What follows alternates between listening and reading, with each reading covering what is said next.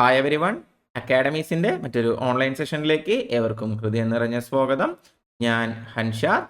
അപ്പോൾ നമ്മൾ കഴിഞ്ഞ കുറച്ച് ക്ലാസ്സുകളിലായിട്ട് ഡൽഹി സുൽത്താനേറ്റ്, മുഗളന്മാർ, വിജയനഗര സാമ്രാജ്യം, ബാഹ്മനി കിങ്ഡം, അതുപോലെ തന്നെ ചേരന്മാരുടെ, ചോളന്മാരുടെ, പാണ്ഡ്യന്മാരുടെ പ്രധാനപ്പെട്ട കഥകളെല്ലാം എന്ത് ചെയ്യുകയുണ്ടായി, നമ്മൾ കവർ ചെയ്യുകയുണ്ടായി.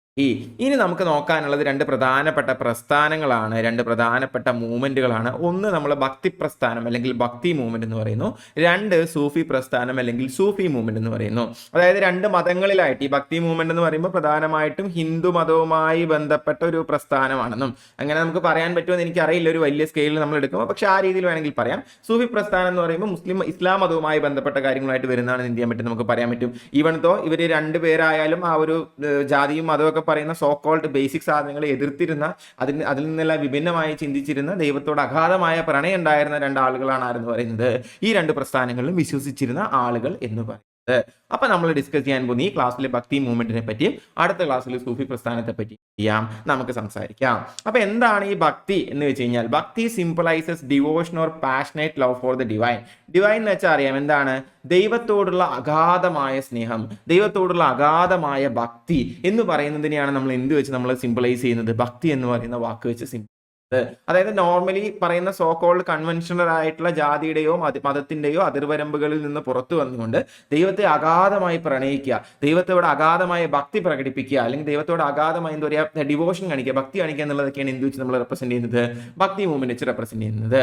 ഈ ഭക്തി മൂവ്മെന്റിന്റെ ഒറിജിൻ വരുന്നത് സദേൺ ഇന്ത്യയിലാണ്, ദക്ഷിണേന്ത്യയിലാണ്, നമ്മുടെയൊക്കെ നാട്ടിലാണ് എന്ത് വരുന്നത്, ഈ ഭക്തി മൂവ്മെന്റിന്റെ ഒറിജിൻ വരുന്നത് in the 7th and 12th century CE, 7ാം നൂറ്റാണ്ടിനും 12ാം നൂറ്റാണ്ടിനും നടുവിലായിട്ടാണ് ഇത് വരുന്നത്. ഇത് പിന്നീട് എന്ത് ചെയ്യുന്നുണ്ട്, നോർത്ത് ഇന്ത്യയിലോട്ടും മറ്റു പല ഭാഗങ്ങളിലോട്ടും എന്ത് ചെയ്യുന്നുണ്ട്, പടർന്ന് പിടിക്കുന്നുണ്ട്. പക്ഷേ 7ാം നൂറ്റാണ്ടിനും 12ാം നൂറ്റാണ്ടിനും ഇടയ്ക്ക് ഈ ഭക്തി മൂവ്മെന്റിന്റെ ഒറിജിൻ ആയിട്ട് നമ്മൾ കണക്കാക്കുന്ന ഇവിടെ തന്നെയാണ്, നമ്മുടെ സദേൺ ഇന്ത്യയിലാണ്. ഇത് പിന്നീട് ഒരു ഫിലോസഫിക്കലും ഐഡിയോളജിക്കൽ മൂവ്മെന്റ് ആയിട്ട് എന്ത് ചെയ്തു, ഇത് മാറി. ഒരു ഫിലോസഫിക്കൽ എന്ന് പറയാൻ പറയില്ല, നമുക്ക് തത്വശാസ്ത്രം അതുപോലെ തന്നെ ഒരു ഐഡിയയിൽ വിശ്വസിക്കുന്ന ആളുകൾ, അതാ ഞാൻ പറഞ്ഞത് എക്സാക്ട്ലി നമുക്കൊരു ഹിന്ദു മതത്തിന്റെ മാത്രമാണ് ഭക്തി മൂവ്മെന്റ് എന്നോ ഇസ്ലാം മതത്തിനുമായി ബന്ധപ്പെട്ടതാണ് സൂഫി മൂവ്മെന്റ് എന്നോ നമുക്ക് പറയാൻ പറ്റില്ല. ഇത് പിന്നീട് അതിൽ നിന്നെല്ലാം വലുതായ വേറെ വലിയൊരു സംഭവമായിട്ട് ഏത് മാറുകയുണ്ടായി, ഈ ഭക്തി മൂവ്മെന്റ് മാറുകയുണ്ടായി. യൂണിവേഴ്സൽ ബ്രദർഹുഡ്, നമ്മുടെ ശ്രീനാരായണ ഗുരുവൊക്കെ പിന്നീട് പറഞ്ഞതുപോലെ എല്ലാവരും എന്താണ്, സഹോദരന്മാരാണെന്നുള്ള രീതിയിലാണ് എന്ത് ചെയ്തിട്ടുണ്ടായിരുന്നത്, ഇവർ മുൻപോട്ട് വെച്ചിട്ടുണ്ടായിരുന്ന ഐഡിയ എന്ന് പറയുന്നത്. ആരാണിത് പ്രൊപ്പഗേറ്റ് ചെയ്തത്, ആരാണ് ഇതിന്റെ ഫോളോവേഴ്സ് ആയിട്ട് ഉണ്ടായിരുന്നു ചോദിച്ചു കഴിഞ്ഞാൽ കുറേ സന്യാസിമാരായിരുന്നു. അവരെല്ലാം എന്തായിരുന്നു, ഭക്തി കവികളായിരുന്നു, ഭക്തി മൂവ്മെന്റിൽ വിശ്വസിച്ചിരുന്ന, അതിന്റെ പ്രൊപ്പഗേഷന് വേണ്ടി അതിന്റെ പ്രൊപ്പഗേഷന് വേണ്ടി എഴുതുന്നില്ല, അവർ എഴുതിയ കവിതകളിലൂടെയാണ് എന്ത് ചെയ്തിട്ടുണ്ടായിരുന്നത്, ഈ ഭക്തി മൂവ്മെന്റ് എന്ത് ചെയ്തിട്ടുണ്ടായിരുന്നത്, കൂടുതൽ ആളുകളിലോട്ട് എന്ത് ചെയ്തിട്ടുണ്ടായിരുന്നത്, എത്തിയിട്ടുണ്ടായിരുന്നത് കൂടി മനസ്സിലാക്കുക. അപ്പൊ ഇതിൽ അങ്ങനെ ഒരു എക്സാം പോയിന്റ് ഓഫ് വ്യൂലുള്ള ഇമ്പോർട്ടന്റ് ആയിട്ടുള്ള കാര്യം ഞാൻ പറഞ്ഞിട്ടില്ല. ബട്ട് എന്താണ് ഭക്തി മൂവ്മെന്റ് എന്ന് ഞാൻ നിങ്ങൾക്ക് മനസ്സിലാക്കി തന്നതാണ്. ഭക്തി എന്ന് വെച്ച് കഴിഞ്ഞാൽ ദൈവത്തോടുള്ള അഗാധമായ സ്നേഹവും പാഷനും ഒക്കെയാണ്. അതുപോലെ തന്നെ അതിന്റെ ഒറിജിൻ വരുന്നത്, അത് വേണമെങ്കിൽ അത് മാത്രം ഒന്ന് നോട്ട് ചെയ്ത് വെച്ചോളൂ. ഈ ഒരു സ്ലൈഡിൽ നിന്ന് അതേ നിങ്ങൾക്ക് എക്സാം പോയിന്റ് ഓഫ് വ്യൂ കിട്ടാനുള്ളൂ. ദക്ഷിണേന്ത്യയിലാണ് എന്ത് ചെയ്യുന്നത്, ഇതിന്റെ ഒറിജിൻ ഉണ്ടാവുന്നത്.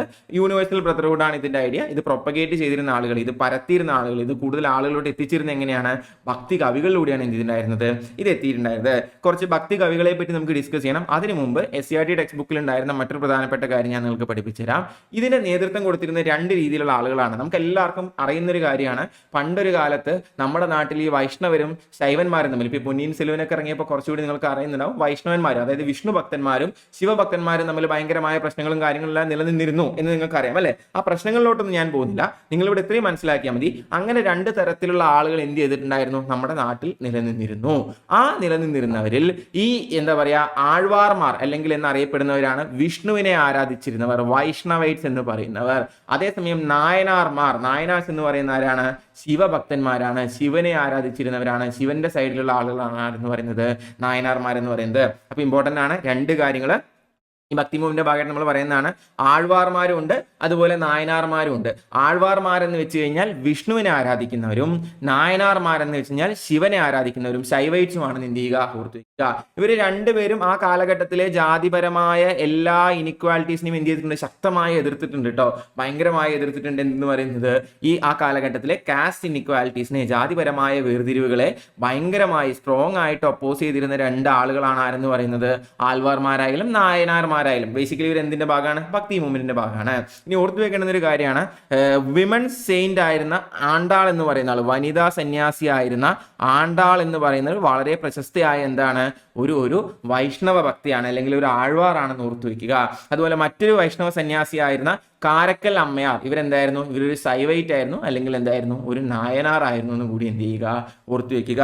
ആ രണ്ട് പേരുകൾ ടെക്സ്റ്റ് ബുക്കിലുള്ളതാണ്, അതുകൊണ്ടാണ് അങ്ങനെ തന്നെ ഇത് പഠിപ്പിക്കുന്നത്. ആണ്ടാൾ എന്ന് പറയുന്ന വനിതാ സന്യാസിയായിരുന്ന ആണ്ടാൾ ഒരു വൈഷ്ണവൈറ്റ് സന്യാസിനിയും, കാരക്കൽ അമ്മയാർ എന്ന് പറയുന്ന ഒരു വ്യക്തി, അവരൊരു വനിതാ സന്യാസിനി, അവരൊരു നായനാർ ആയിരുന്നു എന്ന് കൂടി എന്ത് ചെയ്യുക? ഓർത്തു വെക്കുക. ബേസിക്കലി ഈ രണ്ട് ടേംസ് ആണ് നിങ്ങൾ മനസ്സിലാക്കേണ്ടത്. ഭക്തി മൂവ്മെന്റിന്റെ ഭാഗമായിരുന്ന രണ്ട് ടീംസ് ആണ് ആഴ്വാർമാരും നായനാർമാരും. ആഴ്വാർമാര് വിഷ്ണുവിനെ ഫോളോ ചെയ്തിരുന്നപ്പോൾ, വിഷ്ണുവിനെ ആരാധിച്ചിരുന്നപ്പോൾ വൈഷ്ണവൈറ്റ്സ് ആയിരുന്നപ്പോൾ, നായനാർമാർ എന്ന് പറയുന്നത് സൈവൈറ്റ്സ് ആയിരുന്നു, ശിവനെ ആരാധിച്ചിരുന്നവരായിരുന്നു എന്ന് എന്ത് ചെയ്യുക?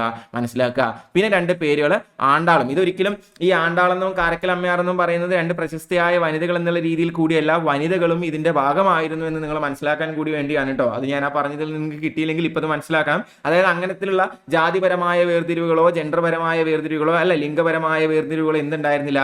ഈ മൂവ്മെന്റിൽ വിശ്വസിക്കുന്ന ആളുകളുടെ ഇടയിൽ ഉണ്ടായിരുന്നില്ല. എല്ലാ മനുഷ്യരും തുല്യരാണ്, യൂണിവേഴ്സൽ ബ്രദർഹുഡ്, ലോകമേ തറവാട്, എല്ലാവരും അങ്ങനെയല്ല, അതല്ല എൻ്റെ ലിറ്ററൽ മീനിങ്, എല്ലാവരും സഹോദരന്മാരാണ് എന്നുള്ള രീതിയിലാണ് എന്ത് ചെയ്തിട്ടുണ്ടായിരുന്നത്? ഇവർ മുന്നോട്ട് പോയിട്ടുണ്ടായിരുന്നത്. അപ്പൊ എന്താണ് ഭക്തി മൂവ്മെന്റ് എന്നും എന്താണ് ആഴ്വാർമാരെന്നും നായനാർമാരെന്നും എന്ത് ചെയ്യുകയുണ്ടായി? മനസ്സിലാവുകയുണ്ടായി. ഇനി ഇതിൽ വന്നൊരു മറ്റൊരു മൂവ്മെന്റ് ആണ് വീരശൈവ മൂവ്മെന്റ് എന്ന് പറയുന്നത്. ഈ വീരശൈവ മൂവ്മെന്റിന്റെ ആളാരായിരുന്നു, നേതാവ് ആരായിരുന്നു എന്ന് ചോദിച്ചു കഴിഞ്ഞാൽ അത് ബസവണ്ണ എന്ന് പറയുന്ന ഒരു വ്യക്തിയായിരുന്നു. എപ്പോഴും ചോദിക്കാറുള്ളതാണ്, പലവട്ടം ചോദിച്ചിട്ടുള്ളതാണ്. വീരശൈവ മൂവ്മെന്റിന്റെ ഭാഗമാണ് ആരെന്ന് പറയുന്നത്? ബസവണ്ണ എന്ന് പറയുന്നത്. ഇത് 12ാം നൂറ്റാണ്ടോടുകൂടി കർണാടകയിലാണ് എന്ത് ചെയ്തിരിക്കുന്നത്? ഇത് എമർജ് ചെയ്തിരിക്കുന്നത്. ഇവരുടെ പ്രത്യേകത എന്ന് വെച്ചെങ്കിൽ ഇവർ കഴുത്തിൽ ഒരു ശിവലിംഗം തൂക്കി നടക്കുമായിരുന്നു. അതുകൊണ്ട് തന്നെ ഇവര് തന്നെയാണ് ഈ വീരശൈവ മൂവ്മെന്റിന്റെ, ഈ വീരശൈവ പ്രസ്ഥാനത്തിന്റെ ആളുകൾ തന്നെയാണ് ലിംഗായത്തുകൾ എന്ന് എന്ത് ചെയ്യാൻ തുടങ്ങിയത്? അറിയപ്പെടാൻ തുടങ്ങിയത്. ലിംഗായത്തുകൾ എന്ന് വെച്ച് കഴിഞ്ഞാൽ ഒബ്വിയസ്ലി വീരശൈവ എന്ന് പറയുമ്പോൾ ശൈവൈറ്റ്സ് ആണ്, ഇവർ കഴുത്തിൽ ശിവന്റെ ലിംഗമണിയുമായിരുന്നു. അതുകൊണ്ട് തന്നെ ഇവർ എങ്ങനെ കൂടി അറിയപ്പെടുന്നുണ്ട്? ലിംഗായത്തുകൾ എന്ന് കൂടി എന്ത് ചെയ്യായിരുന്നു? ഇവർ അറിയപ്പെടുമായിരുന്നു. ലീഡർ ഓൾറെഡി നമ്മൾ പറഞ്ഞു, ബസവണ്ണ എന്ന് പറയുന്ന ആളാണ് ആരെന്ന് പറയുന്നത്? ഇതിന്റെ ആളെന്ന് പറയുന്നത്.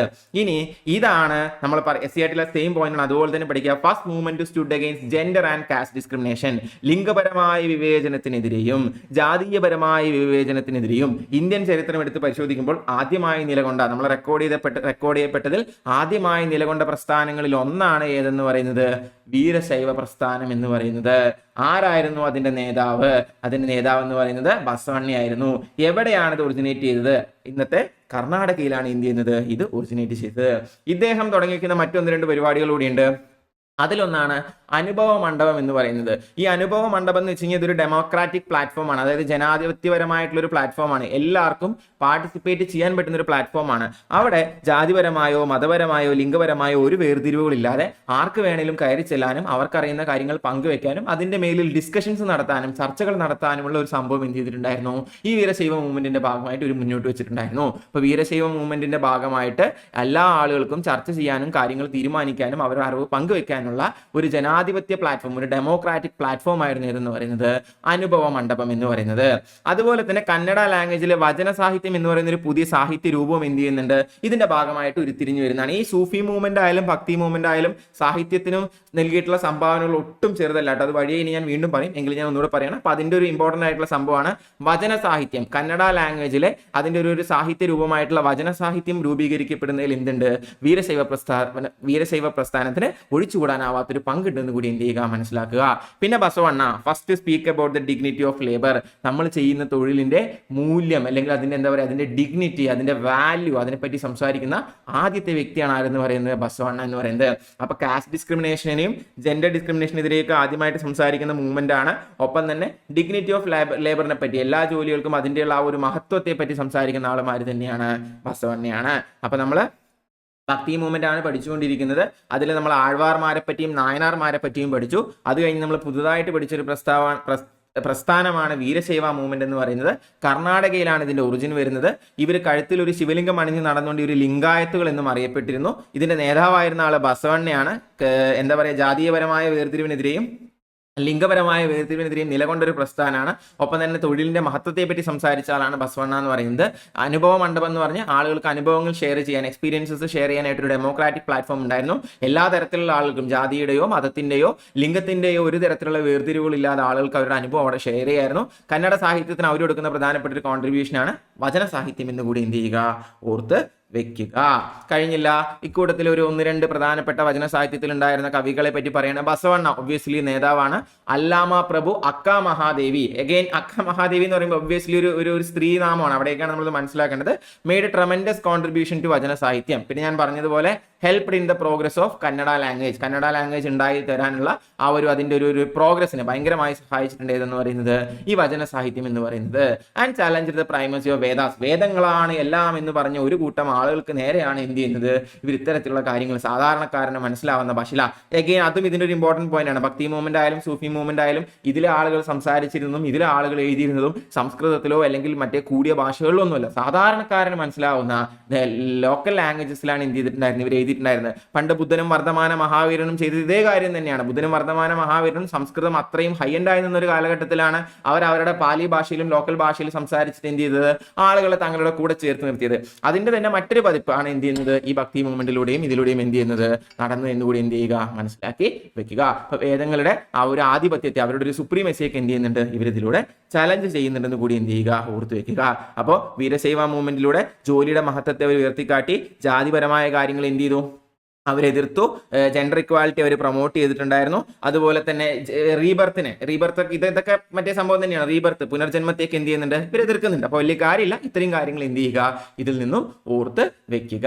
ഇനി നമുക്ക് നോക്കാനുള്ളത് നോർത്ത് ഇന്ത്യയിലെ ഭക്തി മൂവ്മെന്റ് ആണ്. നോർത്ത് ഇന്ത്യയിലെ ഭക്തി മൂവ്മെന്റ് എന്ന് പറയുമ്പോൾ കുറച്ച് അവിടുത്തെ കവികളെ പറ്റിയാണ് എന്ത് ചെയ്യാനുള്ളത്, നമുക്ക് ഡിസ്കസ് ചെയ്യാനുള്ളത്. ഞാൻ ഓൾറെഡി പറഞ്ഞ പോലെ ഇതിന്റെ ഒറിജിൻ തമിഴ്നാട്ടിലാണ് അല്ലെങ്കിൽ സൗത്ത് ഇന്ത്യയിലാണ്, ദക്ഷിണേന്ത്യയിലാണെന്ന് എന്ത് ചെയ്യാറുണ്ട്, നമ്മൾ പറയാറുണ്ടെങ്കിൽ കൂടി ഇത് പിന്നീട് ഗ്രാജുവലി എങ്ങോട്ട് പടരുകയുണ്ടായി, നോർത്ത് ഇന്ത്യയിലോട്ട് പടരുകയുണ്ടായി. അങ്ങനെ പടർന്നപ്പോൾ അവിടെ നമുക്ക് ഒരുപാട് നല്ല കവികളെ കിട്ടി. ഇത് പ്രൊപ്പഗേറ്റ് ചെയ്ത ആളുകൾ എന്ന് പറയുന്നത് ഈ പ്രസ്ഥാനത്തിൽ വിശ്വസിച്ചിരുന്ന സന്യാസിമാരായിരുന്നു. എന്ത് ചെയ്തു, നമ്മൾ പറഞ്ഞു. അങ്ങനെ കുറച്ച് കവികളെ നമുക്ക് കിട്ടി. അതിലൊരിക്കലും നമുക്ക് ഒഴിവാക്കാൻ പറ്റാത്തൊരു പേരാണ് ആരെന്ന് പറയുന്നത്, നമ്മുടെ കബീർദാസ് എന്ന് പറയുന്നത്. 1398 മുതൽ 1448 വരെ, ഈ വർഷത്തിൽ ചെറിയ കോൺട്രഡിക്ഷൻ ഒക്കെ ഉണ്ട്, അവിടെ ഇവിടെയൊക്കെ ചില മാറ്റങ്ങൾ കാണുന്നുണ്ട്. സ്റ്റിൽ തൽക്കാലം ഇത് ഫോളോ ചെയ്തോളൂ. 15-ാം നൂറ്റാണ്ടിലെ ഭക്തി കവി ആയിട്ടാണ് ആരെ നമ്മൾ കാണുന്നത്, കബീർദാസിനെ കാണുന്നത്. അദ്ദേഹം ജനിച്ച സ്ഥലം ബനാറസ് ആണ്. നമ്മുടെ വാരണാസിയിലാണ് എന്ത് ചെയ്യുന്നത്, നമ്മുടെ കബീർദാസ് ജനിച്ചിട്ടുള്ളത്. SSC പരീക്ഷയ്ക്കൊക്കെ പലപ്പോഴും ചോദിക്കാറുള്ളതാണ്. അതുകൊണ്ട് തന്നെ കേരള PSCക്കും ഇനി ചോദിച്ചേക്കാം. ബനാറസ് എന്ന് പറയുന്നതാണ് ആരുടെ ജന്മസ്ഥലമായിട്ട് വരുന്നത്, കബീർദാസിന്റെ ജന്മസ്ഥലമായിട്ട് വരുന്നത്.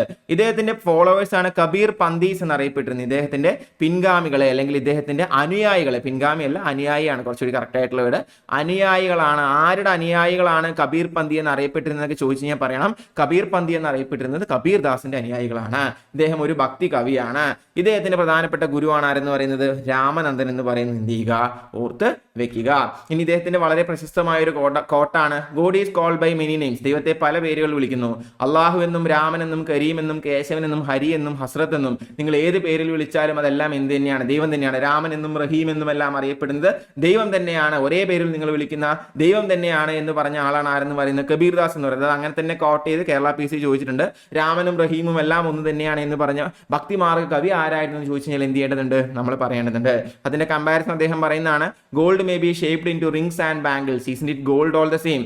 സ്വർണ്ണത്തെ നിങ്ങൾ വളയാക്കാം, മാലയാക്കാം, മോതിരാക്കാം, പക്ഷെ എല്ലാം സ്വർണം തന്നെയല്ലേ. അപ്പൊ എന്താണ് ആ ഒരു distinctions are only in the words mean. നമ്മൾ പറയുന്ന വാക്കുകളിൽ മാത്രമേ അതിന്റെ മാറ്റങ്ങളുള്ളൂ. ബേസിക്കലി എല്ലാം എന്ത് തന്നെയാണ്, സ്വർണം തന്നെയാണ്. അതുപോലെ അള്ളാഹു ആയാലും രാമനായാലും കരീം ആയാലും കേശവനായാലും ഹരി ആയാലും എല്ലാം എന്ത് തന്നെയാണ്, ദൈവങ്ങൾ തന്നെയാണ്. നിങ്ങൾ അതിനെ പല പല പേരുകളിൽ എന്ത് ചെയ്യുന്നു എന്നുള്ളതേ ഉള്ളൂ, വിളിക്കുന്നു എന്നേ ഉള്ളൂ എന്ന് ആഹ്വാനം ചെയ്ത കവിയായിരുന്നു ആരെന്ന് പറയുന്നത്, കബീർദാസ് എന്ന് പറയുന്നത്. അപ്പൊ സ്ഥിരമായി നിന്ന ജാതീയപരവും മതപരവുമായ ചിന്തകളിൽ നിന്ന് മാറി സഞ്ചരിച്ച ആളുകളായിരുന്നു ആരെന്ന് പറയുന്നത്, നമ്മുടെ ഭക്തിമാർഗത്തിലെ കവികൾ എന്ന് പറയുന്നത്. അതിൽ പ്രധാനപ്പെട്ട ഒരു കവിയാണ് കബീർദാസ്. ബനാറസിലാണ് ജനനം. ഫോളോവേഴ്സ് കബീർ പന്തീസ് എന്നറിയപ്പെടുന്നു. ഇദ്ദേഹത്തിന്റെ ഗുരുവാണ് ആരെന്ന് പറയുന്നത്, രാമനന്ദൻ എന്ന് പറയപ്പെടുന്നത്. രാമനും റഹീമും എല്ലാം ദൈവം തന്നെയാണ് എന്ന് അവകാശപ്പെട്ട ആളാണ് ആരെന്ന് പറയുന്നത്, കബീർദാസ് എന്ന് പറയുന്നത്. അടുത്ത ആളാണ് സൂർദാസ് എന്ന് പറയുന്നത്. ഇദ്ദേഹം ഒരു അന്ധനായ കവിയായിരുന്നു. സൂർദാസ് എന്ന് പറയുന്ന ആളാണ് ബ്ലൈൻഡ് ബാർഡ് ഓഫ് ആഗ്ര എന്ന് ഇന്ത്യയിൽ അറിയപ്പെടുന്നത്. ഇദ്ദേഹം അക്ബറിന്റെ കൊട്ടാരത്തിൽ ഉണ്ടായിരുന്ന ആളാണ് സൂർദാസ് എന്ന് പറയുന്നത്. Preached religion of love and devotion to a personal God. നമ്മൾ ഈ പറഞ്ഞതുപോലെ സെയിം സാധനം തന്നെയാണ്. ദൈവത്തോടുള്ള അഗാധമായ സ്നേഹവും ഭക്തിയൊക്കെ കാണിച്ചിരുന്ന ആളുകളാണ്. ഇദ്ദേഹം ലോർഡ് കൃഷ്ണനെ പറ്റി, നമ്മുടെ ശ്രീകൃഷ്ണനെ പറ്റി ഒരുപാട് പോയംസ് ഒക്കെ എഴുതിയിട്ടുള്ള ആളാണ്. സൂർ സാരാവലി, രണ്ടിലും സൂർ ഉണ്ട്, അതുകൊണ്ട് അത് കുഴപ്പമില്ല. സൂർ സാഗർ ആയാലും സൂർ സാരാവലി ആയാലും ആര് എഴുതിയിട്ടുള്ളതാണ്? സൂർദാസ് എഴുതിയിട്ടുള്ളതാണ്. ഒപ്പം തന്നെ മറ്റൊന്നുകൂടി ഓർത്തിരിക്കുക, സാഹിത്യലഹർ എന്ന് പറയുന്ന പുസ്തകവും ആരുടേതാണ്? സൂർദാസിൻ്റെതാണ്. അക്ബറിന്റെ കൊട്ടാരത്തിലുണ്ടായിരുന്ന അന്ധനായ കവിയാണ് സൂർദാസ് എന്ന് പറയുന്നത്.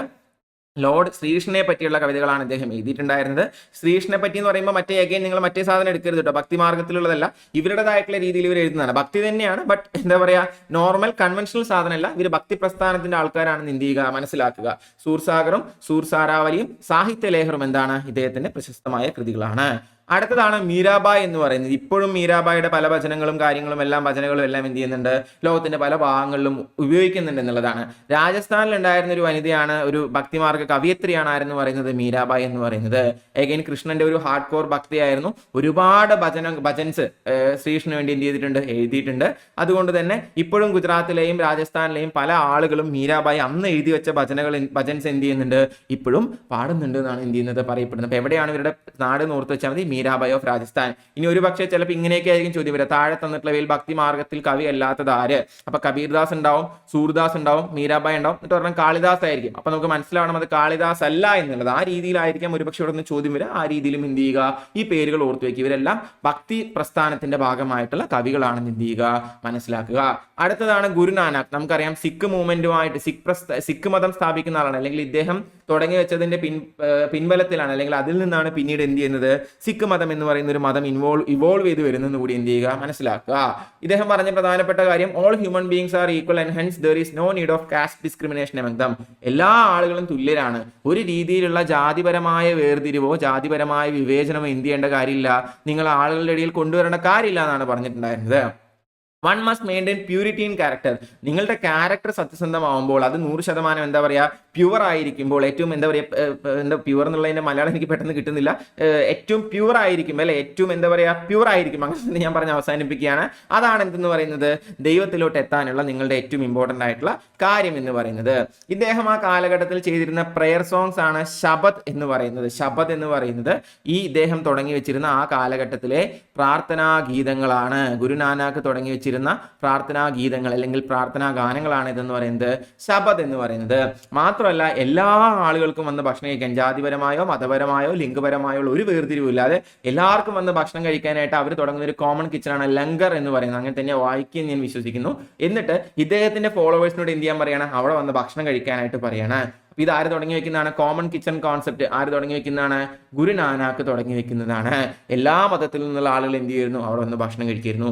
ഈ ഗുരുനാനാക്കിന്റെ ഐഡിയകളാണ് പിന്നീട് എന്തായിട്ട് വന്നത്? സിഖ് മതമായിട്ട് എന്ത് ചെയ്യുന്നത്? ഇവോൾവ് ചെയ്തു വരുന്നത് നമ്മൾ മനസ്സിലാക്കുക. പിന്നെ നമ്മൾ പല സിഖ് ഗുരുക്കന്മാരെയും മുഗൾ രാജാക്കന്മാരൊക്കെ കൊന്ന കഥ നമ്മൾ ഓൾറെഡി പറഞ്ഞിട്ടുണ്ട് അല്ലെ. അപ്പൊ ഇതിൽ നിന്നാണ് എന്ത് ചെയ്യുന്നത്? സ്റ്റാർട്ട് ചെയ്യുന്നത് മനസ്സിലാക്കി. അപ്പൊ 1469 മുതൽ 1539 വരെ നിന്നിരുന്ന ആളാണ് ഗുരുനാനാക്ക് എന്ന് പറയുന്നത്. അദ്ദേഹം സിഖ് മത സ്ഥാപകനാണ്. ക്യാരക്ടറിൽ പ്യൂരിറ്റി കൊണ്ടുവരിക, അതാണ് ദൈവത്തിലോട്ട് എത്താനുള്ള വഴി, അല്ലാതെ ജാതിപരമായോ മതപരമായോ വേർതിരിവുള്ള വേണ്ട എന്ന് പറഞ്ഞ ആളാണ് ഗുരുനാനാക്ക് എന്ന് പറയുന്നത്. ഇദ്ദേഹം ആ കാലഘട്ടത്തിൽ രൂപീകരിച്ച പ്രാർത്ഥനാ ഗാനങ്ങളാണ് ശബദ് എന്ന് പറയുന്നത്. ഇദ്ദേഹം എല്ലാവർക്കും ഭക്ഷണം കഴിക്കാനായിട്ട് തുടങ്ങി വെച്ച കോമൺ കിച്ചൺ ആണ് ലങ്കർ എന്ന് പറയുന്നത്. ഇദ്ദേഹത്തിന്റെ ഐഡിയാസ് പിന്നീട് എന്തായിട്ട് മാറി? സിഖ് മതമായിട്ട് മാറി. ഇവരുടെ ഗുരുനാനാക്കിന്റെ പഠനങ്ങൾ പഠിപ്പിക്കുന്ന അല്ലെങ്കിൽ അതിന്റെ ടീച്ചിങ്സിനെയാണ് നമ്മൾ ആദി ഗ്രന്ഥം എന്ന് വിളിക്കുന്നത്. ഈ ആദി ഗ്രന്ഥത്തിനോട് പിന്നീട് വന്ന പ്രധാനപ്പെട്ട സിഖ് ഗുരുക്കന്മാരുടെ പഠനങ്ങളെല്ലാം ചേർത്ത് വെച്ചപ്പോൾ, അവർ പറഞ്ഞ പ്രധാനപ്പെട്ട കാര്യങ്ങളും ചേർത്ത് വെച്ചപ്പോഴാണ് ഗുരു ഗ്രന്ഥ് സാഹിബ് എന്ന് പറയുന്ന ഈ സിഖ് മതക്കാരുടെ ഏറ്റവും ഹോളി ആയിട്ടുള്ള, അപ്പൊ മുസ്ലിംസിന് ഖുറാൻ എന്ന് പറയുന്നത് പോലെ, ഹിന്ദുക്കൾക്ക് ഗീത എന്ന് പറയുന്ന പോലെ, ക്രിസ്ത്യൻസിന് ബൈബിൾ എന്ന് പറയുന്നത് പോലെ, സിഖ് മതത്തിലെ പ്രധാനപ്പെട്ട ഹോളി ബുക്കാണ് ഏതെന്ന് പറയുന്നത്? ഗുരു ഗ്രന്ഥ് സാഹിബ് എന്ന് പറയുന്നത്. ഗുരുനാനാക്കിന്റെ പഠനങ്ങൾ ആദി ഗ്രന്ഥെന്നും, ഈ ആദി ഗ്രന്ഥം അതിനോടൊപ്പം തന്നെ മറ്റു ഗുരുക്കന്മാരുടെ, പിന്നീട് വന്ന പല ഗുരുക്കന്മാരുടെയും, അതുപോലെ തന്നെ ഭക്തി പോയറ്റ്സിന്റെയും ഭക്തി കവികളുടെയും സൂഫി സന്യാസി വര്യന്മാരുടെയും എല്ലാവരുടെയും പഠനം ചേർത്ത് വെച്ചിട്ടാണ് എന്തുണ്ടാവുന്നത്? സിഖുകാരുടെ ഹോളി ബുക്കായിട്ടുള്ള ഗുരു ഗ്രന്ഥ് സാഹിബ് ഉണ്ടാവുന്നതെന്ന് കൂടി എന്ത് ചെയ്യുക? ഇത്രയുമാണ് ഭക്തി പോയിറ്റിനെ നമ്മളിതിനെ പറ്റി പഠിക്കുകയാണെന്നുണ്ടെങ്കിൽ ഭക്തി പോയിറ്റുകൾ ഒരുപാട് നമുക്ക് പഠിക്കാനുണ്ട്. പക്ഷേ SCERT ടെക്സ്റ്റ് ബുക്കിൽ മെൻഷൻ ചെയ്തിട്ടുള്ള പ്രധാനപ്പെട്ട ഭക്തി കാലഘട്ടത്തിലെ കവികളോ അല്ലെങ്കിൽ അത് പ്രീച്ച് ചെയ്ത ആളുകളോ അത് മുന്നോട്ട് വെച്ച ആളുകളോ ആളുകൾ അതിലോട്ട് കൊണ്ടുവരാൻ ശ്രമിച്ച ആളുകളോ എന്ന് പറയുന്ന ഇത്രയും പേരാണ്. അവരുടെ പ്രധാനപ്പെട്ട വിവരങ്ങളാണ് എന്ത് ചെയ്തത് നമ്മളിപ്പോൾ കവർ ചെയ്തത്. അങ്ങനെ നമ്മൾ നമ്മുടെ മെഡീവൽ ഇന്ത്യയുടെ ക്ലൈമാക്സിലോട്ട് പോവാണ്. അടുത്ത ക്ലാസ്സിൽ ഭക്തി പ്രസ്ഥാനം നമ്മൾ പഠിച്ചതുപോലെ നമ്മൾ ഏതുകൂടി പഠിക്കും, സൂഫി പ്രസ്ഥാനം കൂടി നമ്മൾ പഠിക്കുന്നതോടുകൂടി നമ്മുടെ മധ്യകാല ഇന്ത്യയും നമ്മൾ ചെയ്യും. അപ്പൊ ഇത്രയും നേരം ഞാൻ പറഞ്ഞ കാര്യങ്ങളെല്ലാം ക്ഷമയോടെ കണ്ടിരുന്നതിന് കേട്ടുന്നതിന് ഒരുപാട് നന്ദി. Thank you for watching academics. Have a nice day. Hi everyone, അക്കാഡമീസിന്റെ മറ്റൊരു ഓൺലൈൻ സെഷനിലേക്ക് ഏവർക്കും ഹൃദയം നിറഞ്ഞ സ്വാഗതം. ഞാൻ ഹൻഷാർ. അപ്പോൾ ഇന്നത്തെ ക്ലാസ്സിൽ നമ്മൾ ഡിസ്കസ് ചെയ്യാൻ പോകുന്നത്, കഴിഞ്ഞ ക്ലാസ്സിൽ നമ്മൾ ഭക്തി പ്രസ്ഥാനത്തെ പറ്റി ഡിസ്കസ് ചെയ്ത് നിർത്തിയതിന് പാരലായിട്ട് തന്നെ നമ്മൾ ഡിസ്കസ് ചെയ്യേണ്ടുന്ന മറ്റൊരു മൂവ്മെന്റ് ആണ് സൂഫി പ്രസ്ഥാനം അല്ലെങ്കിൽ സൂഫിസം അല്ലെങ്കിൽ സൂഫിമാര് എന്നൊക്കെ എന്ത് ചെയ്തിട്ടുണ്ടാവും നമ്മൾ കേട്ടിട്ടുണ്ടാവും അല്ലേ. അപ്പോൾ ആരാണ് ഈ സൂഫിമാര്, എന്തൊക്കെയാണ് അവരുടെ പ്രത്യേകതകൾ, അതുമായി ബന്ധപ്പെട്ട് എന്തൊക്കെയാണ് എക്സാം ഫോക്കസ്ഡ് ആയിട്ട് നമ്മൾ പഠിക്കേണ്ടത് എന്നുള്ള കാര്യങ്ങളാണ് എന്ത് ചെയ്യാൻ പോകുന്നത് നമ്മൾ ഈ ക്ലാസ്സിൽ ഡിസ്കസ് ചെയ്യാനായിട്ട് പോകുന്നത്. അപ്പോൾ ആരായിരുന്നു ഈ സൂഫി വര്യന്മാരെന്ന് വെച്ച് കഴിഞ്ഞാൽ 11ാം നൂറ്റാണ്ടിൽ മധ്യ ഏഷ്യയിൽ നിന്നും ഇന്ത്യയിലോട്ട് വന്നിട്ട് ആളുകളാണ് എന്തെന്ന് പറയുന്നത് ഈ സൂഫിമാരെന്ന് പറയുന്നത്, അല്ലെങ്കിൽ ആ ഒരു കോൺസെപ്റ്റ് എന്ന് പറയുന്നത് ഇന്ത്യയിൽ ഒറിജിനേറ്റ് ചെയ്തിട്ടുള്ളതൊന്നുമല്ല. മധ്യ ഏഷ്യയിൽ നിന്ന് 11ാം നൂറ്റാണ്ടിൽ ഇന്ത്യയിലേക്ക് വന്നു കയറുന്ന ഒരു കോൺസെപ്റ്റാണ് ഇതെന്ന് പറയുന്നത് ഈ സൂഫിമാരെന്ന് പറയുന്നത്. ആരായിരുന്നു ഈ സൂഫിമാരെന്ന് ചോദിച്ചു കഴിഞ്ഞാൽ ഇവർ ദൈവത്തെ ഭയങ്കരമായി ഇഷ്ടപ്പെടുന്ന ആളുകളാണ്. ദൈവത്തോട് ചേർന്ന് നിൽക്കുന്ന ആളുകൾ എന്ന് വെച്ച് കഴിഞ്ഞാൽ അവർ ചുറ്റും നിൽക്കുന്ന ആളുകളോട് കൂടി ഒപ്പം ചേർന്ന് നിൽക്കുന്ന ആളുകളാണ് എന്ന് വിശ്വസിച്ചിരുന്ന ആളുകളാണ്. One who really loves the God will be close to God as well as the people around him. നിങ്ങൾ ദൈവത്തെ ഭയങ്കരമായിട്ട് സ്നേഹിക്കുന്നുണ്ടെങ്കിൽ, നിങ്ങൾ ദൈവത്തോട് ഭയങ്കരമായിട്ട് അടുത്ത് നിൽക്കുന്ന ആളാണെങ്കിൽ, നിങ്ങൾ തീർച്ചയായിട്ടും നിങ്ങളുടെ ചുറ്റും നിൽക്കുന്ന ആളുകളോടും നിങ്ങൾ എന്ത് തന്നെയായിരിക്കും, നിങ്ങൾ അടുത്ത് തന്നെയായിരിക്കും നിൽക്കുക എന്നുള്ളൊരു കോൺസെപ്റ്റ് മുന്നോട്ട് വെച്ച ആളുകളാണ് സൂഫി വര്യന്മാർ അല്ലെങ്കിൽ സൂഫി കോൺസെപ്റ്റ് എന്ന് പറയുന്നത്. ഏകദേശം ഭക്തി പ്രസ്ഥാനവുമായിട്ടൊക്കെ പല സിമിലാരിറ്റീസും എന്ത് ചെയ്യാൻ പറ്റും, നിങ്ങൾക്ക് കാണാനായിട്ട് കഴിയും. ഇനി സൂഫി എന്ന് പറയുന്ന വാക്ക് എവിടെ നിന്ന് വന്നു എന്ന് ചോദിച്ചു കഴിഞ്ഞാൽ സഫ് എന്ന് പറയുന്ന വാക്കിൽ നിന്നും, സഫ് എന്ന് പറയുന്ന വാക്കിനർത്ഥം പൂൾ അല്ലെങ്കിൽ കമ്പിളി എന്നാണ്. ഈ സൂഫി വര്യന്മാരൊക്കെ നമ്മൾ പറയുമ്പോഴത്തേക്കും തന്നെ നമ്മുടെ മനസ്സിൽ വരുന്നത് അവരുടെ ഒരു ഡ്രസ്സൊക്കെ കണ്ടില്ലേ, വളരെ ലൂസായിട്ടുള്ള നീണ്ട കമ്പിളി കൊണ്ടുള്ള ഡ്രസ്സുകളാണ് എന്ത് ചെയ്തിട്ടുണ്ടാവുക ഈ സൂഫിമാർ പ്രധാനമായും ധരിക്കുന്നുണ്ടാവുക. അപ്പൊ അങ്ങനെയുള്ളൊരു വാക്കിൽ നിന്ന്, ഈ സഫ് എന്ന് പറയുന്ന വാക്കിൽ നിന്ന്, വൂൾ എന്ന് പറയുന്ന വാക്കിൽ നിന്ന്, കമ്പിളി എന്ന് പറയുന്ന വാക്കിൽ നിന്നാണ് സൂഫിസം എന്ന് പറയുന്ന വാക്ക് വന്നത് എന്ന് വിശ്വസിക്കുന്നവരുണ്ട്. അല്ല, ചില പണ്ഡിതന്മാർക്ക് അനുസരിച്ച് സഫ എന്ന് വെച്ച് കഴിഞ്ഞാൽ വൃത്തി എന്നാണ് അർത്ഥം, ക്ലെൻലിനെസ്, ശുദ്ധി എന്നാണ് അർത്ഥം. ആ വാക്കിൽ നിന്നായിരിക്കാം സൂഫിസം വന്നതെന്ന് അഭിപ്രായപ്പെടുന്നവരുണ്ട്. സോ ഒന്നുകിൽ അത് വൂൾ അല്ലെങ്കിൽ കമ്പിളി എന്ന് പറയുന്ന പദത്തിൽ നിന്നാണ്, അല്ലെങ്കിൽ അത് സഫ ശുദ്ധി എന്ന് പറയുന്ന പദത്തിൽ നിന്നുമാണ് എന്ത് ചെയ്തിരിക്കുന്നത് നമ്മുടെ ഈ സൂഫിസം എന്ന് പറയുന്ന സംഭവം വന്നിരിക്കുന്നത്. അപ്പോൾ വളരെ ഇമ്പോർട്ടൻ്റ് ആയിട്ടുള്ള ഒരു പോയിന്റ് ഒന്നും ഇതിൽ നമ്മൾ പറഞ്ഞിട്ടില്ല, എങ്കിലും ഓർത്തിരിക്കുക. സൂഫിമാർ വന്നത് മധ്യേഷ്യയിൽ നിന്നാണ്. സഫ് എന്ന് പറയുന്ന പദത്തിനർത്ഥം വൂൾ അല്ലെങ്കിൽ കമ്പിളി എന്നാണ്. അതിൽ നിന്ന് വന്നതാവാം എന്ന് ഒരു കൂട്ടം ആളുകൾ പറയുന്നുണ്ട്. ചിലർ പറയുന്നു അല്ല, സഫ എന്ന് പറയുന്ന വാക്കിനർത്ഥം ക്ലെൻലിനെസ് അല്ലെങ്കിൽ ശുദ്ധി എന്നാണ്. അതിൽ നിന്ന് വന്നതാവാമെന്നും എന്ത് ചെയ്യുന്നുണ്ട് ചിലർ പറയുന്നുണ്ട്. ഇവരുടെ കോൺസെപ്റ്റ് അനുസരിച്ച് ദൈവം എന്ന് വെച്ച് കഴിഞ്ഞാൽ മഷൂക്കാണ്, പ്രിയപ്പെട്ടവനാണ്, ഇവർക്ക് പ്രിയപ്പെട്ടവനാണ്. അല്ലാതെ ഇവര് മറ്റേ ദൈവം എന്ന് പറയുമ്പോൾ മറ്റേ ഒരു ഭയഭക്തിയോടുകൂടി എന്ന് കാണുന്ന ആളുകളല്ല. ഇവരെന്ന് വെച്ച് കഴിഞ്ഞാൽ മറ്റേ സ്നേഹത്തിന്റെ ആളുകളാണ്, പ്രണയത്തിന്റെ ആളുകളാണ്. സൂഫി സോങ്സ് ഒക്കെ നിങ്ങൾ പലരും കേട്ടിട്ടുണ്ടാവുമല്ലോ. അപ്പൊ നിങ്ങൾക്ക് അറിയാലോ അത് ഏത് രീതിയിലാണ് അവർ ദൈവത്തെ അപ്രോച്ച് ചെയ്യുന്നത് എന്നുള്ളത്. ഭയങ്കരമായി ദൈവത്തെ ഇഷ്ടപ്പെടുന്ന ആളുകൾ, ചുറ്റുമുള്ള ആളുകളെ ഭയങ്കരമായി ഇഷ്ടപ്പെടുന്ന ആളുകളാണ് ആരെന്ന് പറയുന്നത് സൂഫിമാരെന്ന് പറയുന്നത്. എൻ്റെ വളരെ ഒരു ഫേവറേറ്റ് ജോണർ ഓഫ് മ്യൂസിക് ആണ് നമ്മുടെ ഈ എന്താ പറയുക ഈ സൂഫി മ്യൂസിക് എന്ന് പറയുന്നത് കേട്ടോ. ഓക്കെ, അപ്പൊ ഇവർ ദൈവത്തെ വിശ്വസിക്കുന്ന, ദൈവത്തെ കണ്ടിരുന്നത് മഷൂക്ക് എന്ന് വെച്ചിട്ടാണ്. സൂഫിമാർ സ്വയം ആശിക്കുകളായിട്ട്, ദൈവത്തെ പ്രണയിക്കുന്നവരായിട്ടാണ് എന്ത് ചെയ്തിട്ടുള്ളത് ഇവർ സ്വയം കണ്ടിരിക്കുന്നത്. അപ്പൊ ദൈവം എന്ന് വെച്ച് കഴിഞ്ഞാൽ ഇവർക്ക് മഷൂക്ക്, പ്രിയപ്പെട്ടവരും, ഇവരെന്ന് വെച്ച് കഴിഞ്ഞാൽ ദൈവത്തെ പ്രണയിക്കുന്നവരുമാണ്. സൂഫി സെയിന്റുകൾ അറിയപ്പെടുന്ന ഫിർ എന്നാണ്, ഫിർ അല്ലെങ്കിൽ ഫിർ എന്നാണ് അറിയപ്പെടുന്നത്, അല്ലെങ്കിൽ ഷെയ്ഖ് എന്നും എന്ത് ചെയ്യാറുണ്ട് പറയാറുണ്ട്. അപ്പൊ സൂഫി വര്യന്മാരുടെയൊക്കെ പേരിന് മുന്നിൽ നിങ്ങൾ നോക്കിക്കഴിഞ്ഞാൽ ഒന്നുകിൽ ഫിർ എന്നും അല്ലെങ്കിൽ ഷെയ്ഖ് എന്നും എന്ത് ചെയ്യാറുണ്ട് ഉണ്ടാവാറുണ്ട്. ഇവരുടെ അനുയായികളെ, ഇവരുടെ ഫോളോവേഴ്സ് അറിയപ്പെട്ടിരുന്നത് മുരീദ് എന്നാണ്. ഇവരുടെ ഫോളോവേഴ്സ് അറിയപ്പെട്ടിരുന്നത് മുരീദ് എന്നാണ് എന്ത് ചെയ്തിട്ടുണ്ടായിരുന്നത് ഇവരുടെ ഫോളോവേഴ്സ് അറിയപ്പെട്ടിട്ടുണ്ടായിരുന്നത്. അപ്പൊ ദൈവം മഷൂക്കാണ്, പ്രിയപ്പെട്ടവനാണ്, ഇവര് ദൈവത്തെ പ്രണയിക്കുന്നവരാണ്. സൂഫി സന്യാസിമാര് ഫിർ എന്നും അല്ലെങ്കിൽ ഷെയ്ഖ് എന്നും അവരെ ഫോളോ ചെയ്യുന്നവർ മുരീദ് എന്നും എന്ത് ചെയ്യുന്നു അറിയപ്പെടുന്നു. ഈ സൂഫിമാരെ താമസിക്കുന്ന സ്ഥലങ്ങളാണ് ഖാൻഗാഹുകൾ എന്നറിയപ്പെടുന്നത്. ഖാൻഗാഹുകൾ എന്നറിയപ്പെടുന്നത് സൂഫിമാരുടെ താമസ സ്ഥലത്തെയാണ്. സൂഫിമാരെ താമസിക്കുന്ന സ്ഥലത്തെ നമ്മൾ എങ്ങനെ വിളിക്കുന്നു ഖാൻഗാഹുകൾ എന്ന് വിളിക്കുന്നു. ഇനി സൂഫി കേന്ദ്രങ്ങളിൽ ഇപ്പോഴും നോർത്തിലൊക്കെ പോയി കഴിഞ്ഞാൽ പല പള്ളികളിലും ഇത് കാണാറുണ്ട്. ഡിവോഷണൽ സോങ്സ്, ദൈവത്തിൽ സ്വയം അർപ്പിച്ചവർ, സംഗീതവും സൂഫിമാരും നമുക്ക് വേർതിരിച്ച് കാണാൻ പറ്റില്ല. അത്രയും ദൈവത്തോട് അടുത്ത് നിൽക്കുന്ന അല്ലെങ്കിൽ സംഗീതത്തോട് അടുത്ത് നിൽക്കുന്ന ആളുകളാണ് സൂഫിമാരെന്ന് പറയുന്നത്. ഇപ്പൊ ഭക്തികർക്ക് ഭക്തികളുടെ ഭക്തി പ്രസ്ഥാനം നമ്മൾ എടുത്തപ്പോൾ അവിടെ ഭക്തിയിലും എന്ത് തന്നെയാണ്, കവിതകളിലൂടെയാണ് അല്ലെ, മ്യൂസിക്കിലൂടെ തന്നെയാണ് അവർ ദൈവത്തെ പ്രീച്ച് ചെയ്തിട്ടുണ്ടായിരുന്നത്. അപ്പോൾ അത് ഞാൻ പറഞ്ഞ കുറേ സിമിലാരിറ്റീസ് എന്ത് ചെയ്യാൻ പറ്റും, ഭക്തി പ്രസ്ഥാനവും സൂഫി പ്രസ്ഥാനവുമായിട്ട് എന്ത് ചെയ്യാൻ പറ്റും, നമുക്ക് കാണാനായിട്ട് കഴിയും. അപ്പോൾ ഈ സൂഫി സെന്റേഴ്സിൽ പാടുന്ന ഡിവോഷണൽ സോങ്സ്, ഭക്തിഗാനങ്ങൾ പോലത്തെ തന്നെയാണ് നമ്മൾ ഖവാലികൾ എന്ന് പറയാറുള്ളത്. ഇതിന് വളരെ സിമ്പിൾ പറയാവുന്ന ഒരു എക്സാമ്പിൾ ആണ് നമ്മുടെ ജോധ അക്ബറിലെ ഗോജ മേരെ ഗോജ. ആ ഒരു ഞാൻ പറഞ്ഞു വന്നപ്പോൾ എങ്ങനെ പറഞ്ഞതെന്ന് എനിക്കറിയില്ല, ആ സോങ് നിങ്ങൾക്ക് മനസ്സിലായിണ്ടാവില്ല, ഞാൻ പറഞ്ഞു നശിപ്പിക്കുന്നില്ല, കാരണം എനിക്കും വളരെ ക്ലോസ് ടു ഹാർട്ട് ആയിട്ടുള്ള ഒരു സോങ് തന്നെയാണ്. അപ്പോൾ അത്തരത്തിലുള്ള പാട്ടുകൾ, അതാണെന്ന് ഞാൻ ടെക്നിക്കലി പറയില്ല, ബട്ട് അത്തരത്തിലുള്ള പാട്ടുകളെയാണ് നമ്മൾ ഈ ഖവാലികൾ എന്ന് പറയുന്നത്. ഖവാലീസ് എന്ന് പറയും. ഖവാലീസ് ഒക്കെ ഇപ്പോഴും നോർത്തിലെ പല പള്ളികളിലും എന്ത് ചെയ്യുന്നതാണ്, ഇപ്പോഴും നല്ല കാലങ്ങളായിട്ട് എന്ത് ചെയ്യുന്നത് തന്നെയാണ്, ചെയ്യുന്നത് തന്നെയാണ്. അപ്പോൾ കുറച്ച് ഇമ്പോർട്ടൻ്റ് ആയിട്ടുള്ള പോയിന്റുകൾ പട്ടേന്ന് നമ്മളിതിൽ പറഞ്ഞു, എല്ലാം ഒന്ന് നോട്ട് ചെയ്ത് വെക്കേണ്ടതുണ്ട്. സൂഫി സന്യാസി വര്യന്മാർ ഫിർ എന്നും അല്ലെങ്കിൽ ഷെയ്ഖ് എന്നും അറിയപ്പെടുന്നു. അവരുടെ അനുയായികൾ മുരീദ് എന്നറിയപ്പെടുന്നു. ഇവർ താമസിക്കുന്ന സ്ഥലങ്ങൾ ഖാൻഗാഹുകൾ എന്നറിയപ്പെടുന്നു. ഇവർ പാടുന്ന സംഗീതം അല്ലെങ്കിൽ ഇവർ സൂഫി കേന്ദ്രങ്ങളിൽ പാടുന്ന ഭക്തിഗാനങ്ങൾ ഖവാലികൾ എന്നും എന്ത് ചെയ്യുന്നു, അറിയപ്പെടുന്നു എന്ന് ഓർത്തു വയ്ക്കുക. ഇനി ഒന്ന് രണ്ട് പ്രശസ്തരായ സൂഫി വര്യന്മാരെ പറ്റി നമുക്ക് അറിയേണ്ടതുണ്ട്. ഡൽഹിയിലെ വളരെ പ്രശസ്തനായ ഒരു സൂഫി വര്യനായിരുന്നു ഷെയ്ഖ് നിസാമുദ്ദീൻ ഔലിയ. ഷെയ്ഖ് നിസാമുദ്ദീൻ ഔലിയ ഡൽഹിയിലെ വളരെ പ്രശസ്തനായ ഒരു സൂഫി വര്യനായിരുന്നു. അജ്മീറിലെ രാജസ്ഥാനിലെ വളരെ പ്രശസ്തനായ ഒരു സൂഫി സന്യാസിയായിരുന്നു ഖ്വാജ മൊയ്നുദ്ദീൻ ചിസ്തി. രണ്ട് പേരുകൾ രണ്ടും ഇമ്പോർട്ടൻ്റ് ആണ്. ഡൽഹിയിലെ വളരെ പ്രശസ്തനായ ഒരു സൂഫി വര്യനായിരുന്നു ഷെയ്ഖ് നിസാമുദ്ദീൻ ഔലിയ. അതുപോലെ തന്നെ അജ്മീറിലെ മറ്റൊരു പ്രശസ്തനായ സൂഫി വര്യനായിരുന്നു ഖ്വാജ മൊയ്നുദ്ദീൻ ചിസ്തി എന്ന് പറയുന്നത്. ഇനി SCERT ടെക്സ്റ്റ് ബുക്കിൽ കൊടുത്തിട്ടുള്ള ഒരു കോളം ഞാൻ ഒപ്പം ചേർക്കുകയാണ്. ബാബ ഫരീദ് അയോധാൻ എന്ന് പറയുന്ന സ്ഥലത്തെ ഒരു പ്രശസ്തനായ സൂഫി സന്യാസിയായിരുന്നു. സയ്യിദ് മുഹമ്മദ് ജസു ദറാസ് ഗുൽബർഗ എന്ന് പറയുന്ന സ്ഥലത്തെ വളരെ പ്രശസ്തനായ ഒരു സൂഫി സന്യാസിയായിരുന്നു. ഷാ അലം ബുഖാരി ഗുജറാത്തിലെ ഒരു പ്രശസ്തനായ സൂഫി സന്യാസിയായിരുന്നു. ബഹാവുദ്ദീൻ സക്കറിയ മുൾട്ടാനിലെ വളരെ പ്രശസ്തമായ ഒരു സൂഫി സന്യാസിയായിരുന്നു. ഷെയ്ഖ് ഷിഹാബുദ്ദീൻ സുഹ്രാവാർദി സഥേറ്റ് എന്ന് പറയുന്ന സ്ഥലത്തെ വളരെ പ്രശസ്തനായ ഒരു സൂഫി വര്യനായിരുന്നു. ഇതിന് ചോദിക്കുമെന്ന് എനിക്കറിയില്ല, പക്ഷെ വേണമെങ്കിൽ ഒരു റാങ്ക് മേക്കിംഗ് ക്വസ്റ്റനൊക്കെ ആയിട്ട് വന്നാലും വന്നേക്കാം. കാരണം SCERT ടെക്സ്റ്റ് ബുക്കിലെ പെട്ടി എന്ന് പറയുമ്പോൾ അതിനെന്തുണ്ട്, അതിൻ്റെതായിട്ടുള്ള ഒരു ഇമ്പോർട്ടൻസ് ഉണ്ട്. അപ്പോൾ എന്തൊക്കെയാണ് നമ്മൾ പറഞ്ഞത്, കുറച്ച് പ്രശസ്തരായ സൂഫി വര്യന്മാരും അവരുടെ സ്ഥലങ്ങളുമാണ് നമ്മൾ പറഞ്ഞത്. ഷെയ്ഖ് നിസാമുദ്ദീൻ ഔലിയ എന്ന് പറയുന്നത് ഡൽഹിയിലെ വളരെ പ്രശസ്തനായ ഒരു സൂഫി സന്യാസിയാണ്. ഖ്വാജ മൊയ്നുദ്ദീൻ ചിസ്തി എന്ന് പറയുന്നത് അജ്മീറിലെ രാജസ്ഥാനിലെ വളരെ പ്രശസ്തനായ ഒരു സൂഫി സന്യാസിയാണ്. ബാബ ഫരീദ് അയോധാനിൽ നിന്നും, സയ്യിദ് മുഹമ്മദ് ജസുദരാസ് ഗുൽബർഗയിൽ നിന്നും, ഷാ അലം ബുഖാരി ഗുജറാത്തിൽ നിന്നും, ബഹാവുദ്ദീൻ സക്കറിയ മുൾട്ടാനിൽ നിന്നും, ഷെയ്ഖ് ഷിഹാബുദ്ദീൻ സുഹ്രാവാർദി എന്ന് പറയുന്ന സാഥേറ്റ് എന്ന് പറയുന്ന സ്ഥലത്തു നിന്നുമാണ് എന്ത് ചെയ്തിരിക്കുന്നത്, പ്രശസ്തരായ ആളുകളായിട്ട് വന്നിരിക്കുന്നത്.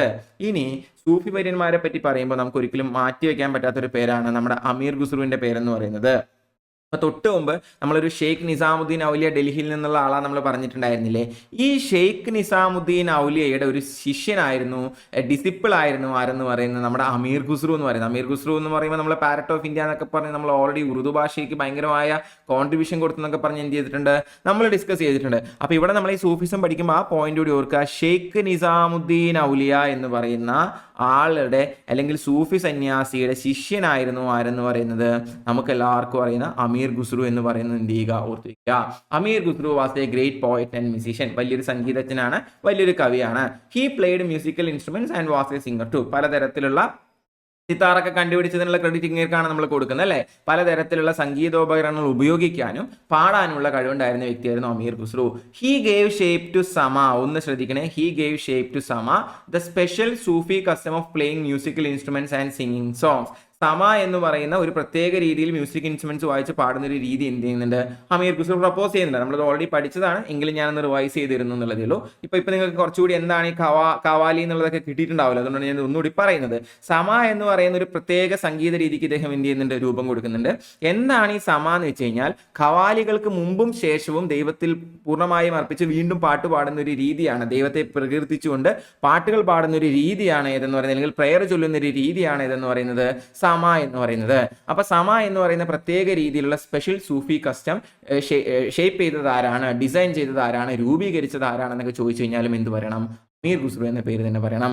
ഈ അമീർ ഖുസ്രുവിന്റെ ഗുരു ആരായിരുന്നു എന്ന് വെച്ച് കഴിഞ്ഞാൽ എന്ത് പറയണം, അത് ഷെയ്ഖ് നിസാമുദ്ദീൻ ഔലിയ, ഡൽഹിയിൽ നിന്നുള്ള ഷെയ്ഖ് നിസാമുദ്ദീൻ ഔലിയ ആണെന്ന് എന്ത് ചെയ്യേണ്ടതുണ്ട്, നിങ്ങൾ പറയേണ്ടതുണ്ട്. ഇനി ഈ സൂഫിമാരെ പറ്റി പറയുമ്പോൾ നമ്മൾ പറയേണ്ടുന്ന മറ്റൊരു പ്രധാനപ്പെട്ട കാര്യമാണ്, അല്ലെങ്കിൽ ഈ സൂഫി മൂവ്മെന്റിലൂടെ നമുക്ക് കിട്ടിയിട്ടുള്ള, അതുകൊണ്ട് മാത്രമല്ല ബട്ട് അതിലൊരു മേജർ റോളുള്ള ഒരു സംഭവമാണ് ഉറുദു ഭാഷയുടെ രൂപീകരണം എന്ന് പറയുന്നത്. പേർഷ്യൻ ഭാഷയും ഹിന്ദി ഭാഷയും തമ്മിൽ കൂടിക്കലർന്നുണ്ടാവുന്ന ഒരു ഭാഷയാണ് ഇതെന്ന് പറയുന്നത് നമുക്ക് എല്ലാവർക്കും അറിയുന്ന ഉറുദു എന്ന് പറയുന്ന വാക്ക്. പറയുന്നത്. Urdu is A most important example of cultural synthesis of India during medieval period. മധ്യകാല ഇന്ത്യയിലെ സാംസ്കാരികപരമായ മിക്സ്ചറിന്റെ, അതായത് അവിടെ നിന്ന് വന്ന ആളുകളും ഇവിടെ നിന്ന് വന്ന ആളുകളും തമ്മിൽ, ഇവിടെ ഓൾറെഡി ഉള്ള ആളുകളും വേറെ പല ഭാഗത്ത് നിന്ന് വന്ന ആളുകളും തമ്മിൽ എല്ലാവരും കൂടി അങ്ങനെ സിന്തസൈസ് ചെയ്ത് എല്ലാം കൂടി കൂടിക്കലർന്ന് ഉണ്ടാവുന്നതിന് ഒരു ക്ലാസിക് എക്സാമ്പിൾ ആണ് എന്തെന്ന് പറയുന്നത് നമ്മുടെ പേർഷ്യൻ ഇൻഫ്ലുവൻസും ഹിന്ദി ഇൻഫ്ലുവൻസും ഒരുപോലെയുള്ള ഉറുദു ഭാഷ എന്ന് പറയുന്നത്. ഉറുദു എന്ന് പറയുന്ന വാക്കിനർത്ഥം ആക്ച്വലി ക്യാമ്പ് എന്നാണ്. ഉറുദു എന്ന് പറയുന്ന വാക്കിനർത്ഥം ക്യാമ്പ് എന്നാണ്. അതായത് ആർമി മെൻ, പട്ടാളത്തിലെ ആളുകൾ സംസാരിച്ചിരുന്ന ഭാഷയായിരുന്നു ഏതെന്ന് പറയുന്നത് ഉറുദു എന്ന് പറയുന്നത്. അപ്പൊ പട്ടാള ക്യാമ്പിലെ പട്ടാളക്കാർ സംസാരിച്ചിരുന്ന ഭാഷ എന്നുള്ള അർത്ഥത്തിലാണ് ഇത് വരുന്നത്, ഉറുദു ഭാഷയ്ക്ക് ക്യാമ്പ് എന്ന് പറയുന്ന പേര് വരുന്നത്. ഇതിന്റെ ഗ്രാമർ ഹിന്ദിയാണ്, പക്ഷെ ഇതിലെ പല വാക്കുകളും എഴുതു രീതിയും എല്ലാം പേർഷ്യനിൽ നിന്നും തുർക്കിയിൽ നിന്നും ഹിന്ദിയിൽ നിന്നും എല്ലാം എന്ത് ചെയ്തിട്ടുണ്ട്, കടമെടുത്തിട്ടുണ്ട്. ഹിന്ദി ഗ്രാമർ ആണെങ്കിൽ കൂടി വാക്കുകൾ പേർഷ്യനിൽ നിന്നും തുർക്കിഷിൽ നിന്നും ഹിന്ദിയിൽ നിന്നും എല്ലാം എന്ത് ചെയ്തിട്ടുണ്ട്, നമ്മൾ കടമെടുത്തിട്ടുണ്ട്. അപ്പൊ ഈ ഉറുദു എന്ന് പറയുന്ന വാക്കിന്റെ അർത്ഥം ക്യാമ്പ് ആണെന്ന് ഓർത്തു വെക്കുക. അതുപോലെ തന്നെ ഉറുദു ഭാഷയിലാണ് അവിടുത്തെ പട്ടാളക്കാർ ആ കാലഘട്ടത്തിൽ സംസാരിച്ചിട്ടുണ്ടായിരുന്നത്. ഗ്രാമർ ഹിന്ദി ആണെങ്കിലും പേർഷ്യൻ ഭാഷയുടെയും തുർക്കിഷ് ഭാഷയുടെയും ഹിന്ദി ഭാഷയുടെയും എല്ലാം ഇൻഫ്ലുവൻസ് ചെയ്ത് നമുക്ക് കാണാൻ കഴിയും, ഉറുദു ഭാഷയിൽ നമുക്ക് കാണാൻ കഴിയുമെന്നും മധ്യകാല ഇന്ത്യയിലെ കൂടിക്കലരലുകളുടെ ഒരു വളരെ പ്രധാനപ്പെട്ട എക്സാമ്പിൾ ആണ് ഉറുദു എന്നുകൂടി എന്ത് ചെയ്യുക, എല്ലാവരും ഓർക്കുക. ഇനി നമ്മൾ അവിടെ ഇവിടെയൊക്കെ ആയിട്ട് നമുക്ക് പറയാൻ പറ്റുമായിരുന്ന കുറച്ച് പ്രധാനപ്പെട്ട കാര്യങ്ങൾ, മിസ്സലേനിയസ് ഫാക്ട്സ് ഞാൻ നിങ്ങളുടെ മുമ്പിൽ പ്രസന്റ് ചെയ്യണം. കശ്മീർ ചരിത്രത്തെ പറ്റി മധ്യകാല ഇന്ത്യയിൽ 12ാം നൂറ്റാണ്ടിനോട് അടുപ്പിച്ച് എഴുതപ്പെട്ട വളരെ പ്രശസ്തമായ ഒരു പുസ്തകമാണ് രാജതരംഗിണി എന്ന് പറയുന്നത്. ഒരുപാട് വട്ടം ചോദിച്ചിട്ടുള്ള ചോദ്യമാണ് രാജതരംഗിണി എന്ന് പറയുന്ന പുസ്തകം എഴുതിയ ആൾ ആരാണെന്നുള്ളത്. രാജതരംഗിണി എന്ന് പറയുന്ന പുസ്തകം എഴുതുന്നത് കൽഹാന എന്ന് പറയുന്ന ഒരു ഹിസ്റ്റോറിയനാണ്. കൽഹാന എന്ന് പറയുന്ന ഒരു ചരിത്രകാരനാണ്. ഇദ്ദേഹം 12ാം നൂറ്റാണ്ടിലെ കശ്മീരിലെ രാജാക്കന്മാരുടെ ചരിത്രം അല്ലെങ്കിൽ കശ്മീരിന്റെ ചരിത്രം എഴുതിയിട്ടുള്ള ഒരു പുസ്തകമാണ് ഇതെന്ന് പറയുന്നത് രാജതരംഗിണി എന്ന് പറയുന്നത്. അതുപോലെ ടാൻസിനെ പറ്റി നമ്മൾ പറഞ്ഞിരുന്നു ഓൾറെഡി. അക്ബറിന്റെ കൊട്ടാരത്തിൽ ഉണ്ടായിരുന്ന നവരത്നങ്ങളിൽ ഒരാളാണ് ടാൻസൻ എന്ന് നമ്മൾ പറഞ്ഞിട്ടുണ്ടായിരുന്നു. ഹിന്ദുസ്ഥാനി മ്യൂസിക്കിലെ ദർബാർ രാഗം പ്രപ്പോസ് ചെയ്ത ആരാണ്, ടാൻസൻ ആണ്. അതുപോലെ തന്നെ അങ്ങ് ചോദിച്ചിട്ടുണ്ട്, അതുകൊണ്ടാണ് അത് എക്സ്ട്രാ ആയിട്ട് ആഡ് ചെയ്യുന്നത്. ടാൻസൻ അക്ബറിന്റെ കൊട്ടാരത്തിൽ ഉണ്ടായിരുന്ന ആളാണ്. പാട്ടുപാടി മഴ പെയ്യിക്കാനൊക്കെ കഴിവുള്ള ആളാണെന്ന് നമ്മൾ ഓൾറെഡി പറഞ്ഞിട്ടുണ്ടായിരുന്നു. ഹിന്ദുസ്ഥാനി മ്യൂസിക്കിലെ ദർബാർ രാഗം അല്ലെ, ദർബാർ രാഗത്തിൽ ഒരു അലക്കം കലക്കി എന്നൊക്കെ പണ്ട് നമ്മുടെ ലാലേട്ടൻ പറഞ്ഞിട്ടില്ലേ, അതേ ദർബാർ രാഗം തന്നെ. ആ ദർബാർ രാഗം എന്താ പറയാ, അത് ഉണ്ടാക്കിയെടുക്കുന്നത്, അങ്ങനെയാണോ സംഗീതത്തിന്റെ ഭാഷയിൽ പറയാൻ എനിക്കറിയില്ല, അല്ലെങ്കിൽ ദർബാർ രാഗം രൂപീകരിക്കുന്നത് ആര് തന്നെയാണ്, നമ്മുടെ അക്ബറിന്റെ കൊട്ടാരത്തിലുണ്ടായിരുന്ന ടാൻസനാണ്. അതുപോലെ തന്നെ മധ്യകാല ഇന്ത്യയിൽ സംഗീതത്തിന് കിട്ടിയിട്ടുള്ള വലിയൊരു കോൺട്രിബ്യൂഷനാണ് സാരംഗദേവൻ എഴുതുന്ന സംഗീത രത്നാകരം എന്ന് പറയുന്ന ഒരു പുസ്തകം. അപ്പൊ ഇതെല്ലാം ഇമ്പോർട്ടന്റ് ആയിട്ടുള്ള കുറച്ച് മിസ്ലേനിയസ് ഫാക്ട്സ് ആണ്, പലവട്ടം ആവർത്തിച്ച് ചോദിച്ചിട്ടുള്ളതാണ്. എന്തൊക്കെയാണ് നമ്മൾ പഠിച്ചത്? രാജതരംഗിണി എന്ന് വെച്ച് കഴിഞ്ഞാൽ കശ്മീരിലെ രാജാക്കന്മാരുടെ ചരിത്രം പറയുന്ന 12ാം നൂറ്റാണ്ടിൽ കൽഹാന എന്ന് പറയുന്ന ചരിത്രകാരൻ എഴുതിയിട്ടുള്ള പുസ്തകമാണ്. അക്ബറിന്റെ കൊട്ടാരത്തിലുണ്ടെന്ന താൻസനാണ് ഹിന്ദുസ്ഥാനി മ്യൂസിക്കിലെ ദർബാർ രാഗം ഫോം ചെയ്യുന്നത്. സാരംഗദേവൻ എഴുതിയിട്ടുള്ള വളരെ പ്രശസ്തമായ സംഗീതവുമായി ബന്ധപ്പെട്ടൊരു പുസ്തകമാണ് സംഗീത രത്നാകരം. ഇത് 13ാം നൂറ്റാണ്ടിൽ എഴുതപ്പെട്ടിട്ടുള്ളതാണ്. മധ്യകാല ഇന്ത്യയിലെ ഇന്ത്യൻ സംഗീതത്തിന് തന്നിട്ടുള്ള, മധ്യകാല ഇന്ത്യയെ സംഗീതത്തിന് കൊടുത്തുള്ള വളരെ ഇമ്പോർട്ടൻ്റ് ആയിട്ടുള്ള ഒരു കോൺസെൻട്രേഷൻ ആണ് ഇതെന്ന് പറയുന്നത് ഈ സാരംഗദേവന്റെ സംഗീത രത്നാകരം എന്ന് പറയുന്നത്. അപ്പൊ അത്രയും പറഞ്ഞുകൊണ്ട് ഞാൻ എൻ്റെ വാക്കുകൾ ഉപസംഹരിക്കുകയാണ്. അതിനു മുമ്പ് നമ്മൾ ഇത്രയും ക്ലാസ്സുകളായിട്ട് പഠിച്ചത് ഞാൻ ജസ്റ്റ് ഒന്ന് ഒരു India the land of synthesis എന്ന് പറയുന്ന ഒരു ചാപ്റ്ററിലെ കാര്യങ്ങളാണ് നമ്മളിപ്പോൾ കുറച്ച് പഠിച്ചത്. SCRT ബുക്കിലെ ചാപ്റ്ററാണ്, അതാണ് നമ്മൾ പഠിച്ചത്. അതിൽ സൂഫി പ്രസ്ഥാനം നമ്മൾ ഡിസ്കസ് ചെയ്തു അല്ലേ. ഖവാജ മൊയ്നുദ്ദീൻ ചിസ്തിയെയും ഷെയ്ഖ് നിസാമുദ്ദീൻ ഔലിയെയും പറ്റി നമ്മൾ പഠിച്ചു. ഭക്തി മൂവ്മെന്റ് ആഴ്വാർമാരും നായനാർമാരെയും പറ്റി നമ്മൾ പഠിച്ചു. അതിൽ കബീർദാസ് ആരാണ്, സൂർദാസ് ആരാണ്, തുളസീദാസ്, ഗുരുനാനക്ക്, മീരാബായിയെ പറ്റി നമ്മൾ പഠിച്ചു. വീരശൈവ മൂവ്മെന്റ് അല്ലെ, ജെൻഡർ ഇക്വാലിറ്റി, കാസ്റ്റ് ഇക്വാലിറ്റി എന്നൊക്കെ നമ്മൾ പറഞ്ഞു. ബസവണ്ണിയെ പറ്റി നമ്മൾ പഠിച്ചു. പിന്നെ പലതരത്തിലുള്ള റീജിയണൽ ലാംഗ്വേജ്, ഉറുദു പോലത്തെ ലാംഗ്വേജ് ഉണ്ടാവുന്നു, കന്നഡ പോലത്തെ ലാംഗ്വേജ് ഉണ്ടാവുന്നു അല്ലെ. വീരശൈവ പ്രസ്ഥാനം, ബസവണ്ണ, കന്നഡ എന്നൊക്കെ പറഞ്ഞ് നമ്മൾ പഠിച്ചു. അതെല്ലാം നമ്മൾ കണ്ടു. സംഗീതത്തിന്റെ പ്രാധാന്യം നമ്മൾ പഠിച്ചു. പലതരത്തിലുള്ള ആർക്കിടെക്ചറുകളും പെയിന്റിങ്ങുകളും എന്ത് ചെയ്യുന്നുണ്ട് ഈ കാലഘട്ടത്തിൽ ഉണ്ടാവുന്നുണ്ടെന്നും നമ്മൾ മനസ്സിലാക്കി. അതെല്ലാം നമ്മൾ ഓൾറെഡി എന്ത് ചെയ്തിട്ടുണ്ട്, പല രാജാക്കന്മാർ പഠിക്കുമ്പോൾ നമ്മൾ എന്ത് ചെയ്തിട്ടുണ്ട്, ഈ ആർക്കിടെക്ചറും പെയിന്റിങ്ങും എല്ലാം നമ്മൾ ഡിസ്കസ് ചെയ്തിട്ടുണ്ട്. അപ്പോൾ ഇത്രയും കാര്യങ്ങളാണ് മെഡീവൽ ഇന്ത്യയിൽ നിന്ന് മധ്യകാല ഇന്ത്യയിൽ നിന്ന് നമുക്ക് മനസ്സിലാക്കാനുള്ളത്. ഞാൻ പറഞ്ഞ കാര്യങ്ങളെല്ലാം മനസ്സിലായി എന്ന് വിചാരിക്കുന്നു. എന്തെങ്കിലും സംശയങ്ങളോ സജഷൻസോ ഉണ്ടെങ്കിൽ അത് നിങ്ങൾക്ക് നമ്മുടെ ഗ്രൂപ്പിൽ ചോദിക്കാവുന്നതാണ്. ഇത്രയും നേരം ഞാൻ പറഞ്ഞ കാര്യങ്ങളെല്ലാം കേട്ടുന്നതിന് ഒരുപാട് നന്ദി. Thank you for watching academics. Have a nice day.